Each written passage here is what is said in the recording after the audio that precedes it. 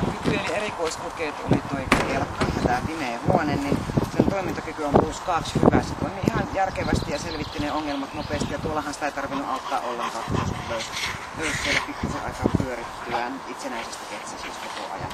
Terävyys, eli toi seinä, eli miten se siinä itseään puolustaa, niin se on +1 pieni ilman jäljellä jäävää hyökkäyshalua.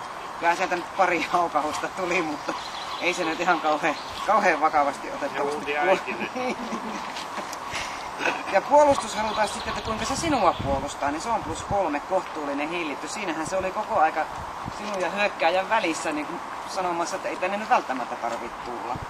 Ja taisteluhalu, niin tää on kyllä -1 pieni. Ei se, tuo erikoiskoe, tuo leikki, niin sehän ei siihen syttynyt ollenkaan, eikä se kauheasti täällä muuallakaan ilmaissut taisteluhalua. Hermorakenne, se on +1, hieman rauhaton, se vähän kuormittuu testin kuluessa.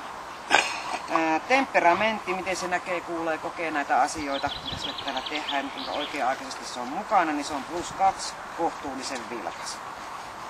Ja kovuus, eli miten se muistaa näitä ikävyyksiä, mitä sille aiheutettiin, niin on +1, hieman pehmeä. Sitten on tynnyrin varsinkin, se näet selvästi, että se siinä vähän väisti sitä. Ja luoksepäästävyys, no Iines on kyllä koko testin ajan hyvän tahtoinen luoksepäästävä ja avoinen, siitä ei pääse mihinkään, että se on se +3. Ja laukauspelottomuus, niin ihan laukausvarmaa, että eihän siinä tapahtunut mitään.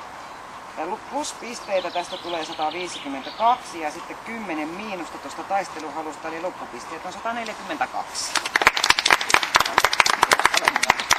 Hyvä Iines. Noin. On hieno.